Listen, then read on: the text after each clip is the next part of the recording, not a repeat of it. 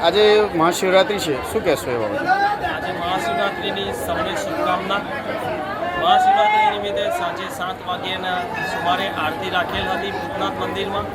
તદુપરાંત અત્યારે ભાંગની પ્રસાદીનું વિતરણ ચાલી રહ્યું છે અને મોટી સંખ્યામાં ભાવિક ભક્તો આવી ગયા છે અને ભાવિક ભક્તો ભૂતનાથ મહારાજને એમના મનની વાત રજૂઆત કરે છે અને ભૂતનાથ મહારાજ સ્વયં એમના મનની વાત સાંભળે છે અને એમના કાર્ય કરવા માટે ભૂતનાથ મહારાજ તત્પર હાજર રહે છે।